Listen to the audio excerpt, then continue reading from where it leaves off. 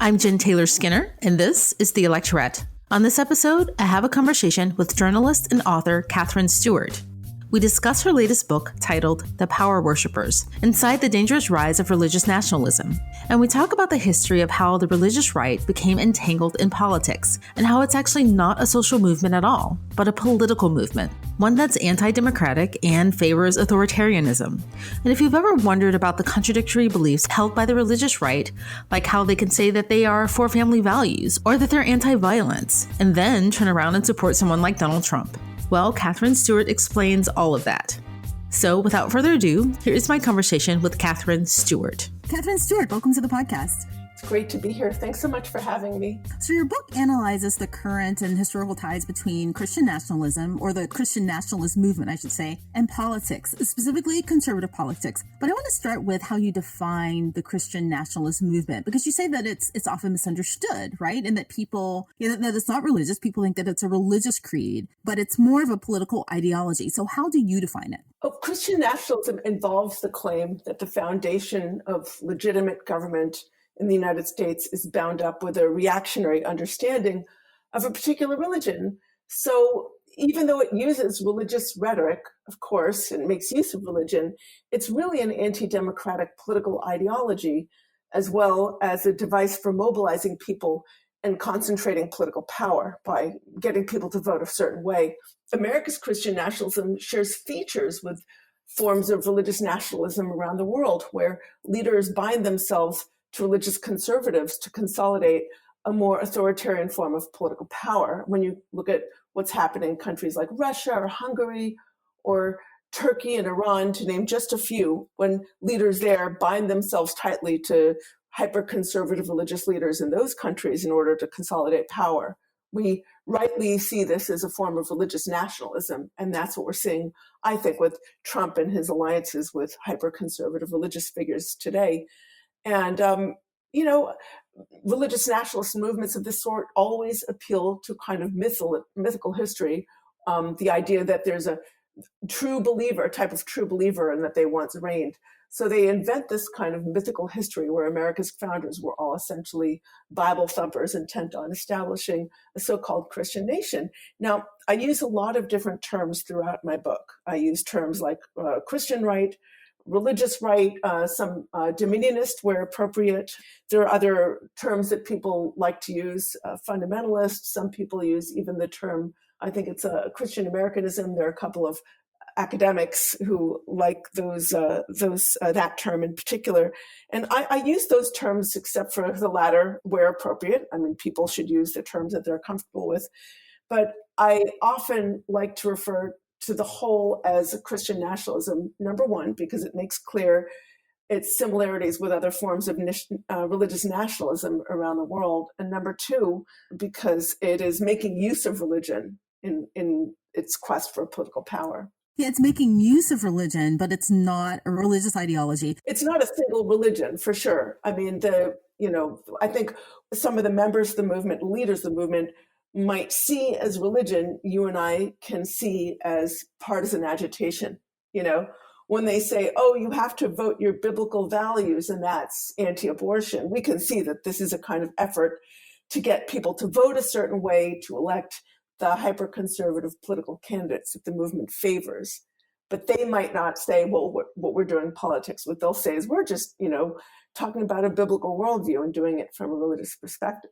Right. And I'm going to ask you a question that may have not been in your book, that when you hear them describe, democratic or liberal policy ideas, they often use the word value, like a democratic value or a liberal value versus, a difference in policy ideas, right? So, something that's science-based like climate change becomes about values, right? And not about what the data says or the science says, but what does God believe? Am I off there, or is that intentional? A lot of people look at the movement and they interpret it through a culture war lens.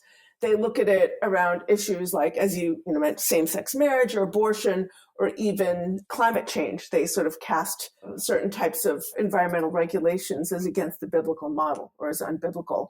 But, it's a mistake to think that the culture war is driving the politics, that this is just a grassroots expression of social discontent. religious nationalism is certainly making use of religion, but it's not just trying to achieve religious, social, or cultural aims. It's also trying to achieve political power.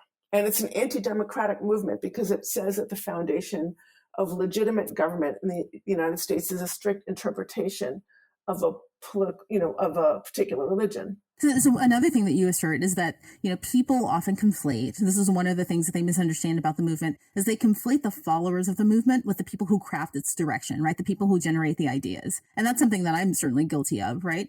So if they're not the same people, who are they? Who's actually driving the ideas? Well, I think the leaders of the movement are driving the ideas. I think, it's hard to generalize about a very wide range of people with very different interests, background, and ideas. But, one thing that you said is it really is very helpful to distinguish between the leaders and the followers. The followers are going to believe they're fighting for things like a ban on abortion or defense of the traditional family. And many of them do not explicitly support anything like a theocracy and would be quite unhappy to learn all of the details about what their leaders are proposing. Much of this group votes identity and not just policy. So when they vote for candidates who promise to end abortion or reunite church and state, or when they insist that America is a Christian nation, they're not actually aiming for major fundamental changes in the way the American government is organized. What they're doing is making a statement about who they are and what they value in themselves. But for the leaders of the movement, which include the heads of right-wing policy groups, networking groups, media and legislative initiatives, legal and data organizations, and the like, their vision involves a lot more power for themselves and for their networks and the political leaders that they support. So, they want three things. They want people who belong to sort of approved versions of their religion or their political allies to be in charge of all areas of government and society. They want to be able to look to government for a constant flow of taxpayer dollars and for policies that privilege their religion. And they also want a legal code that privileges people with the so-called correct beliefs and allow them to discriminate against other people of whom their identities or so-called lifestyles they disapprove. So overall, I guess maybe I'm being too overly simplistic, but they want to consolidate political power. But how does, let's say, being anti-abortion, right, or anti-climate science, or even the anti-LGBTQ movement, how does that consolidate political power? What's in it for them? That's how they get people's votes. Let's start with abortion. So I do a lot of first-person reporting in my book. I went to these sort of pastor gatherings that are a key initiative in the movement turning out the rank and file to vote for the political candidates they favor. They know very well that if you can get people to vote on a single issue, you can control their vote. So when leaders of the movement are talking to the rank and file, or when they're talking to religious leaders, like these sort of conservative-leaning pastors, about the issues they should communicate to their congregations to turn out the vote, it's all abortion all the time. Abortion is like they say, Republicans are the party of life. So I went to these pastor gatherings. I went to several of them. I went to a gathering of an organization called Watchmen on the Wall. It's an initiative of one of the leading right-wing policy groups called the Family Research Council. They claim to have over 27,000 pastor members, and they get them networked and do these events with them in advance of elections in swing states. And to get all of these pastors on the program, they do a presentation where speaker after speaker gets up there and delivers messages to persuade them to turn out their congregations to vote for their so-called biblical values. And then they give them these incredibly sophisticated tools to do that. So I found myself in rural North Carolina with dozens of conservative-leaning pastors from the area. And they were basically giving them the message that, we're in, war with the powers of darkness, the rulers of the darkness, they sort of quoting from the book of Ephesians. It left no question in the minds of the listeners that the so-called rulers of the darkness are to be found on the Democratic side of the aisle. And they're basically saying, your congregations need to vote. As pastors, you need to just don't suggest to them to vote. You need to tell them that they need to vote, and they need to vote their biblical values. And then there was all of this talk about ending abortion. So it was people coming away from that event couldn't help but conclude that they were being told that they need to turn out their congregations to vote for the hyper-conservative candidates that want to end abortion. Well, one of the things that people who vote for those candidates end up also doing is voting for certain candidates who support far-right economic policy. For years, the Christian nationalist movement has allied itself with the libertarian, far right-wing economic policy that has succeeded in promoting tax policies that benefit the rich and hollowed out the social safety net. So it's a much broader policy, range of policies that they end up voting for. But if you can get people to just focus on those few culture war issues like abortion and gay marriage and things like that, you can really get their vote. Wow. So that's really interesting. So the wording they use is something like, voting for darkness. What was the phrase that they used? Rulers of the darkness. They're basically, it was a quote. There was a quote from the book of Ephesians that was used to sort of at the very beginning of this event to kind of cast this as a battle between absolute good and absolute evil. And that's what they do. I mean, it was the Democratic Party was, in a way metaphorically cast as satanic. Wow. Because this coalition that's been cobbled together, you have the same people who are trying to keep the rulers of the darkness out of power, but the same coalition also ends up voting for gun rights and lack of gun control, which undoubtedly leads to death and, murder and suicide and domestic violence and, climate change, of course, ends lives, essentially. That's just a dissonance that I don't think a lot of people think about. That's absolutely true. And I think the economic piece of it is really underestimated. They cast the idea of public assistance to the poor or, policies that promote the rights of the workforce as unbiblical or against the biblical model. There's a fellow at the Family Research Council, which I just mentioned earlier, who actually called government programs like food stamps or housing assistance as against the biblical model. They say it's against God's established order.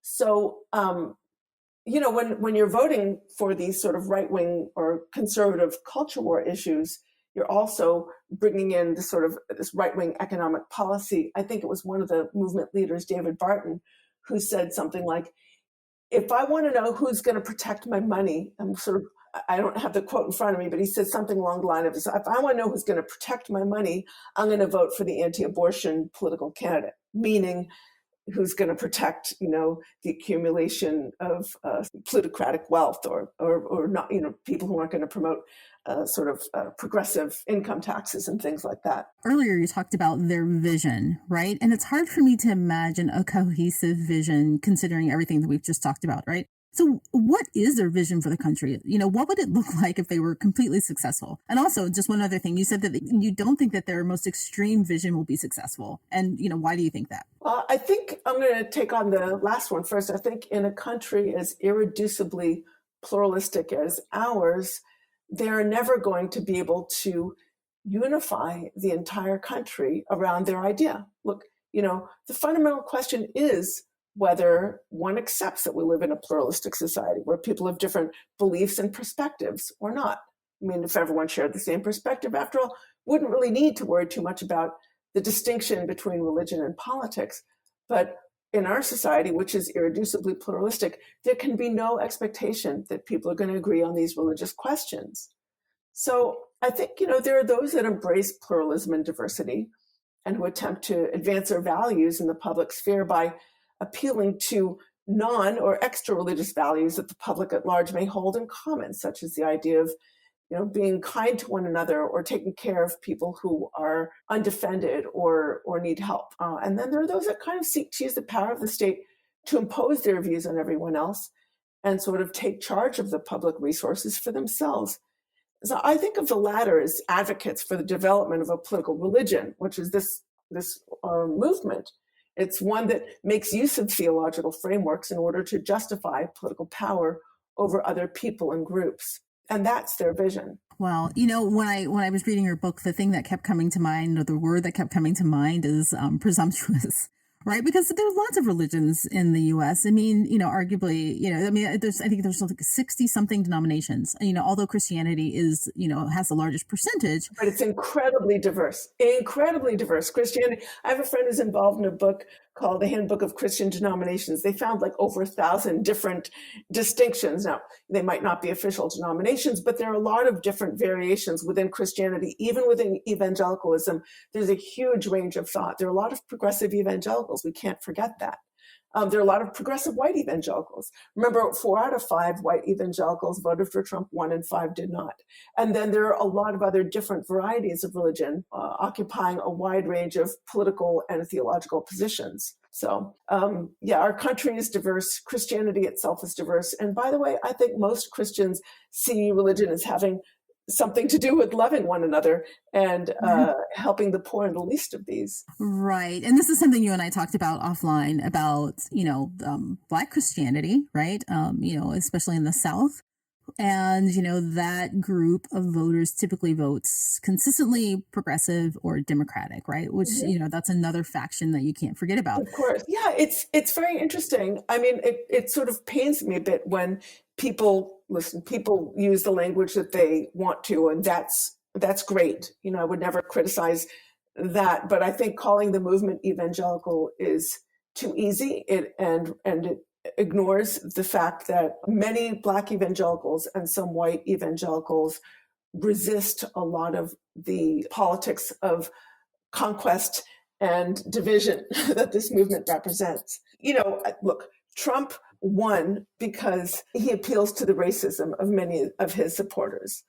And, many of them supported a president and a movement that is in power only because he appeals to the racism of so many people. And leaders of the movement, I think, paper over the ways in which hyper-conservative religion and racism can reinforce one another. But it's important to point out that, although the Christian nationalist movement is largely a white movement, leaders of the movement sort of can see the demographic future as clearly as you or I can. They understand that the electoral future of the movement is really not ethnically homogenous. So in recent years, they've made a significant outreach to Latino pastors, to Black pastors, to Latino and Black voters.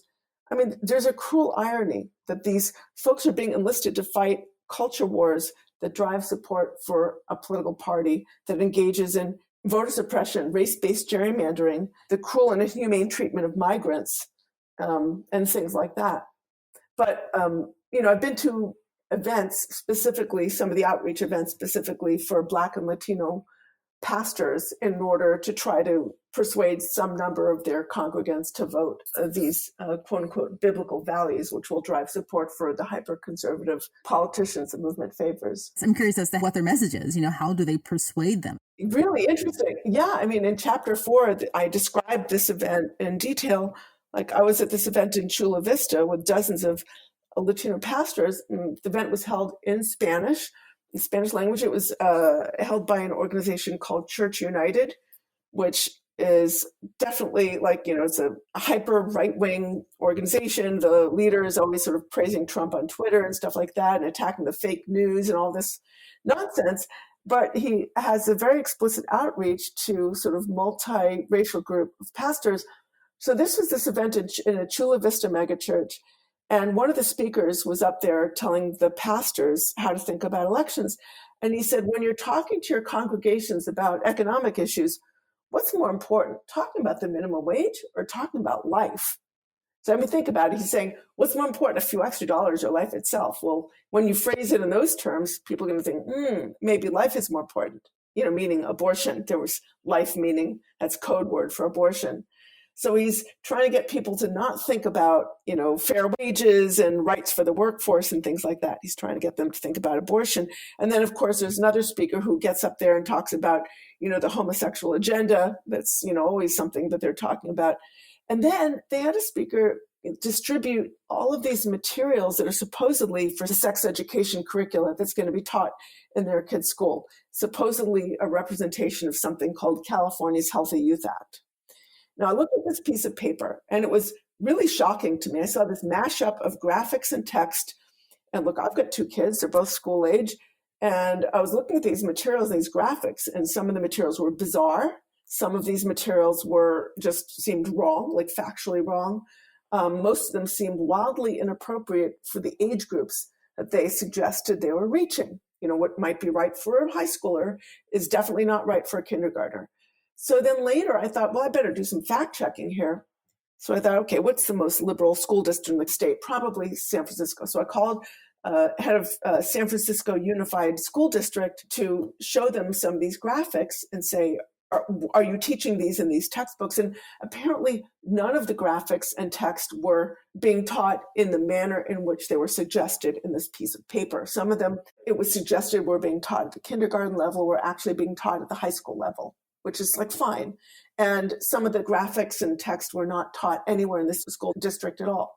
But, by handing out these very misleading materials that they've found in other places, they're sort of mashing together to suggest certain things about them. It's actually a kind of form of misdirection. And it gets people to vote, gets people all upset, makes them feel like, oh my gosh, our families are under threat. And it's a way of turning them out to vote a certain way. I just remember, growing up, if you wanted to grow your coalition, you went door to door and you knocked and you convinced people that what they believed wasn't the right way and this is the right way. But now, they're just going straight to the political power. They are. I mean, they definitely get the rank and file through the appeal to religion. And, look, at every event I go to, let's be fair, it's not that it has nothing to do with religion. It's making use of religion for political purposes. So it's not that there's no involvement of religion whatsoever. And often there's very intense theological justifications for their positions. But it has always been so. I mean, let's look at the issue, as I do in my book, about the distinction between the theologians supporting slavery and the theologians supporting emancipation and abolition. So in the book, I discuss the contributions of perhaps a dozen abolitionist theologians, including Aidan Ballou, Charles Grandison Fandy, Wilberforce. But, at the time of the Civil War, most of the major denominations of the South either promoted slavery or had at least made their peace with it. And these pro-slavery theologians consciously refrained from making judgment that was going to upset the established order. And so both groups claimed that they had, divine authority on their side. When abolitionists argued for abolition, they did so from pulpits and in religious terminology, as did the pro-slavery theologians who said that slavery was, in the Episcopalians of South Carolina said slavery was, quote, marked by every evidence of divine approval, and, nowhere a sin in the sight of God and things like that. But, Frederick Douglass himself said at the time that these religious abolitionists tended to be a really disempowered group within their own denominations. They tended to be poor. He said they were from humble pulpits. That's how he described it. Whereas he said the rich theologians, sort of ministers of high standing, were on the side of slavery. And he was correct about that. So what you see is it's almost like these different groups of theologians, they had different views and they were using religion to kind of justify their views. Like one group believed in emancipation. They believed in equality. They believed that the enslavement of other human beings was like the worst sin imaginable, which it is. And the other group was sort of using their religion to justify those same practices. So take a step back, you can see that people will use religion to justify a different variety of positions and often mutually contradictory. So sometimes it makes you question whether the politics are actually coming from a different place altogether. Climate change, for instance, if you want it, you could make the argument in the other direction and say that it's the godly thing to save the planet. And many people do. There's a whole evangelical climate movement. They call it something like creation care, where they say, God made us stewards of this earth, and we really have a, moral and ethical and religious responsibility to take good care of it. I believe that Katherine Hayhoe is one of the leading climate scientists, and she's a very strong evangelical voice for climate responsibility, responsible climate policy. So indeed, people can make these arguments and often make use of their religion or their theology to make them. At some point, there was a shift, right? There was a shift where both parties realized that they could benefit from an alliance with one another, or, one party realized it and they kind of latched onto the other. But I think it happened, and you can correct me if I'm wrong, I'm thinking it happened with Ronald Reagan's campaign in the 80s. And there was some religious event that he was invited to, and Jimmy Carter was also invited. And Ronald Reagan accepted the invitation. And there was lots of pandering. He said things like, he questioned, evolution. He said something like, if I were stranded on a desert island or stranded on an island, I'd take the Bible. Is that where the primary pivot happened? That was a watershed moment for the movement, indeed. Ronald Reagan spoke at the Reunion Arena in Texas. I believe it was 1980, 1981. He gave a talk to a number of pastors, large number of pastors in the audience. And he said something to the effect of like, I know you can't endorse me, but I endorse you and what you are doing. And the crowd went wild. And it was a culmination of a new movement in American politics that had been building for some time, which was a new movement called the New Right. Some of the leaders of the movement included Paul Weyrich, Howard Phillips, who ended up doing religious outreach for Reagan. They were really unhappy with the way that the direction the Republican Party was going at the time. They felt like it was too soft on communism, not sufficiently conservative in terms of its religion. There's been a rising movement of mainline religion, and they were very upset about the women's movement.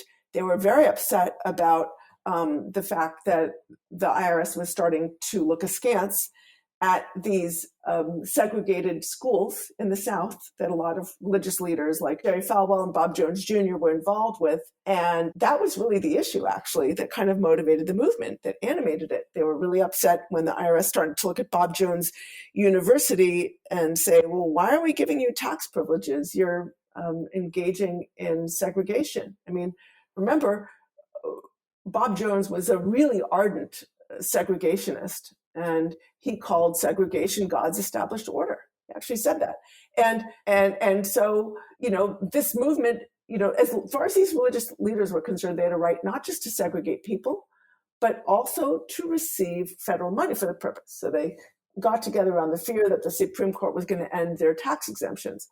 But they knew that stop the tax on segregation wasn't really going to be an effective rallying cry to inspire a broad-based, hyper-conservative counter-revolution. So they basically got together and went down a laundry list of issues they thought might unite their movement. So we're talking 1979 or so. This is around 6 years after Roe v. Wade, and just before that event at the Reunion Arena. So number one was what they viewed as a threat to the tax privileges of racist academies. The women's movement was another, and there were several on the list. Then they came to abortion, and they finally said, wow, that's an issue that could really work. So, this part of the history has really been effectively erased by the leadership of the Christian nationalist movement today. I mean, many conservative-leaning American voters have been persuaded over time that abortion is the issue that really matters when it comes to their vote. But it wasn't back then. I mean, when Roe versus Wade was passed, the Southern Baptist Convention supported it. Ronald Reagan signed the most liberal piece of abortion law in history in, I believe it was like 1967. Barry Goldwater, who was a great conservative hero, supported abortion law liberalization too, at least early in his career. Even Billy Graham said something to the effect of, I believe in Planned Parenthood, which is like his signaling that he was supportive of family planning. But there were activists like Phyllis Schlafly who saw the potential for this issue to unite a new movement. And so over time, they purged pro-choice voices from the Republican Party. Can you imagine that there used to be pro-life Republican groups? You really can't have that anymore. So the pro-life religion that we're seeing today, it's almost like the party of life kind of stuff. This is really a modern creation. It was created for political purposes. Wow.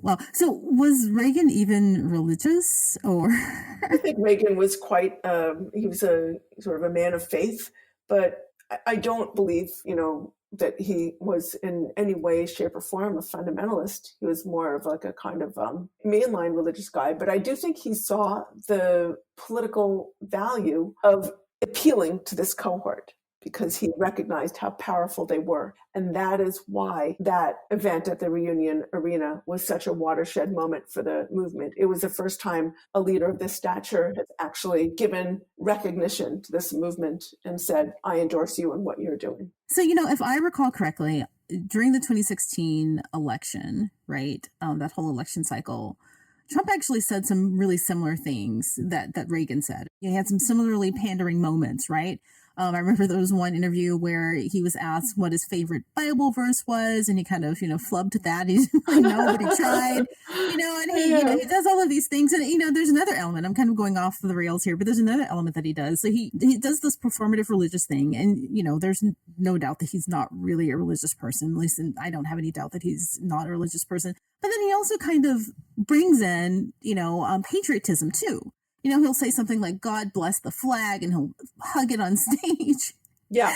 So, he obviously has learned some of these same lessons. He has learned the value of this cohort. So in advance of the 2016 election, I went to all of these right-wing gatherings, like Road to Majority conferences, values voters conferences, different strategy meetings of the leadership. And he was really was really trying to get this folks on his side, because he knew that they have invested over decades, many decades, in all of the tools of modern campaign infrastructure. They've got the data, they've got the media, they've got the messaging, they've got the legal advocacy. So he saw how important they become to elections, and he wanted to get their support. He would have done anything for it, because he knew he couldn't win without it. So he promised judges. He promised, quote, pro-life judges. Pro-life meaning sort of, these are going to be pro-life judges, but they're going to have also support right-wing economic policy and these other policy positions that you want. He chose Mike Pence to be his VP, and he spoke to these groups in very appealing terms, and they turned out their machine for him, and that's how he won the election. I mean, I think for people on the outside of the movement, the alliance between Trump and the so-called values voters remains really baffling. I think some conclude that the relationship is just transactional, like a real estate deal between two sides that might have otherwise avoided each other at the mall. So they think, well, he's just appointing right-wing justices. That's a big part of it, to be sure. I mean, to date, Trump has appointed 192 federal judges. That last I checked, actually, I think it's more now.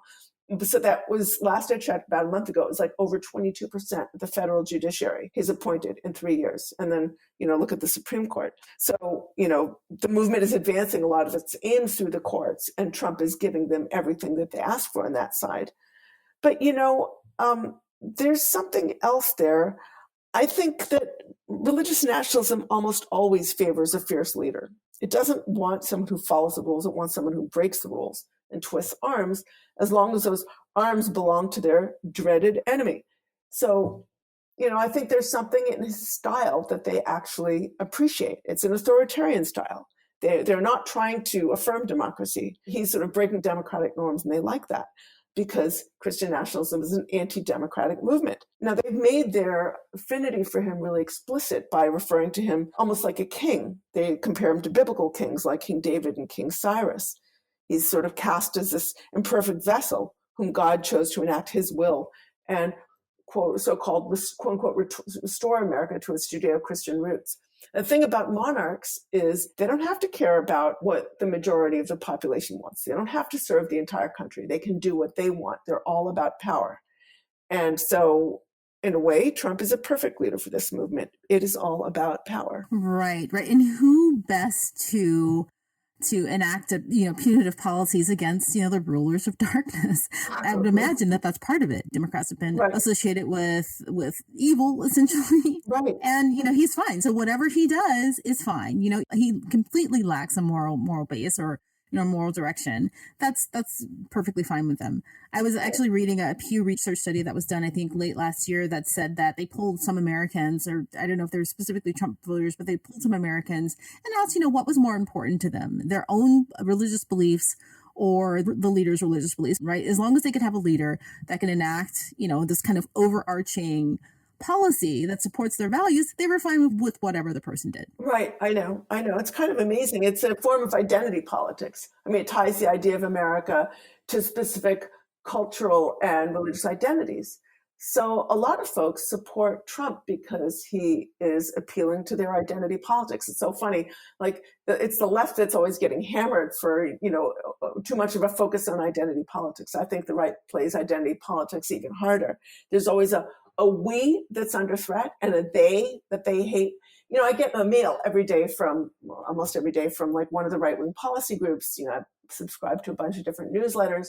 And I remember there was a letter that said something like, the attacks on Trump are not about Trump. They are an attack on you, And it's basically, so there are people who will support him, people in this movement, the rank and file, are encouraged to identify with Trump on a personal level. Not to say, well, he's our leader and he's doing good things for us, but he is us. And an attack on him is an attack on all of us. Right, which makes sense because if they view him as merely a vessel, right, for their vision of America, vessels can be replaced. Right, exactly. I know, but it is important to note that the movement long preceded Trump and it will long outlast him. Because if you think about it, why not vote for Pence? Why did he lose the Republican primary? I mean, Pence, shares their beliefs, but he doesn't have that kind of authoritarian, that kind of punitive nature that they were probably looking for. So let's talk about the fact that they obviously they are the minority. It doesn't feel like it, but they are the minority in the country, right? Right. Christianity generally is on the decline, a steep decline. Even though it's multifaceted, there's different variations of Christianity, but overall it's on the decline. How are they able to have such an outsized influence in comparison to the percentage of the population that they represented? Is it money? Is it wealth? A lot of it is cohesion and organization. Money and wealth plays into that because the movement has invested a huge amount of money into their get out the vote machine. But look, in a country where 40 to 50% of people don't turn out to vote, whether because they don't want to bother to it, they've been persuaded that both sides are terrible, or because their votes have been kind of essentially stolen from them through, voter suppression, race-based gerrymandering, whatever. You don't need a majority to win elections. All you need is a really organized and coherent minority to turn out to vote.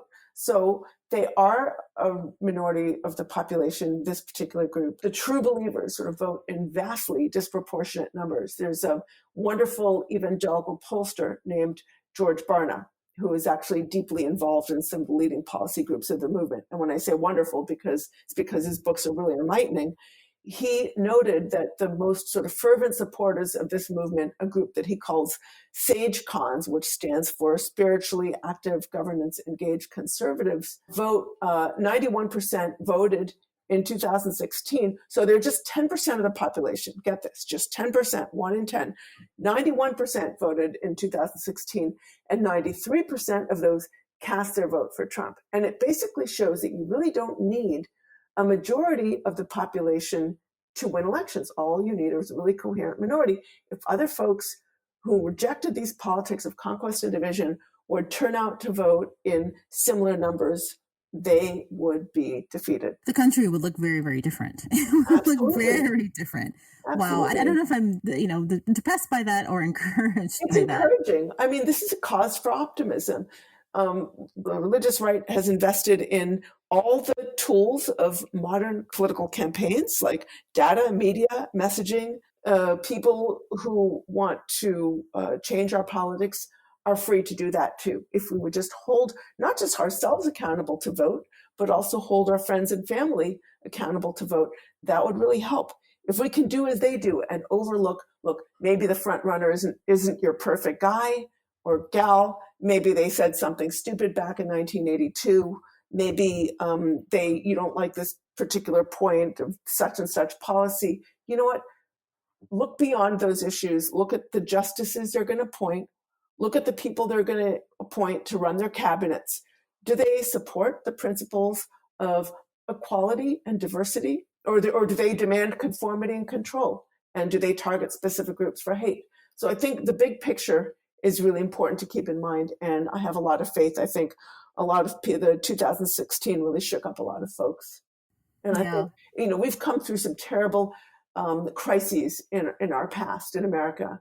And I think we can come through again if enough people recognize what's happening, engage in the political process in meaningful ways, we can turn back the tide. Well, okay, so I feel better now. So I do want to ask you about something that you talk about in the book, the Blitz, right? Something called Project Blitz, which I had never heard of before. It has something to do with, the legislature and them kind of, shifting the balance of the legislature or the direction of the legislature rather. right. Can you talk about that? Sure. The central strategy of Project Blitz is to overwhelm state legislatures with so many religiously oriented bills that some of those bills can be expected to get through, and then the center of the debate gets shifted to the right. So the key item on the agenda is to secure the right of certain faith groups to discriminate against certain other groups. At the end of the day, it's really about the sort of soft establishment of a certain kind of religion in America, signaling to people through the law that there's a certain group that's privileged and other groups that are not deserving of privilege. So Project Blitz is an initiative that a number of people are involved with, including the Congressional Prayer Caucus, and they had literally a plan, like a playbook, over 100-page playbook. They divided the different levels of legislation into 3 points, three categories, depending on level of difficulty in getting them passed. So the first level was all around putting "In God We Trust" signs in public schools and on public buildings and courthouses, even on police cars. And so a lot of people could say, what's the harm in putting an "In God We Trust" sign in a public school? Well, the idea is to sort of conflate in people's minds, and especially the minds of school children, the idea of religiosity and national identity. And as they show that they understand that that's just phase one, but it leads the way into phase two, which is celebrating a single type of religion in public schools and in public life. So the Project Blitz is more of a strategic plan of how all of these levels work together. The third category, of course, is offering people with the supposedly correct beliefs the right to discriminate against other people and people who are not members of the Christian faith. But this project shows a sort of coherence, sophistication of tactics and discipline. The movement doesn't just understand how these bills are going to play out in state legislatures. They also really know how the fallout of putting in these bills and introducing these bills is going to be covered in the media, and then how that coverage can be made to further their agenda. So when legislators sort of objected to some of the "In God We Trust" public bills and signs in public schools, like I'm thinking of a case where one of them said, well, how would we feel if they put, an "Allah we trust," and then the right-wing media went wild and said, oh my gosh, they want to put Allah in public school. Like, do you know what I'm saying? They sort of completely mischaracterized it. And, one of the sort of members of the Congressional Prayer Caucus got up on Fox TV and said, gosh, I didn't think this would be controversial at all. But he knew it was going to be controversial because they say in the Project Blitz playbook that it's going to be controversial. And they're going to say, these are going to be things that liberals go crazy trying to oppose.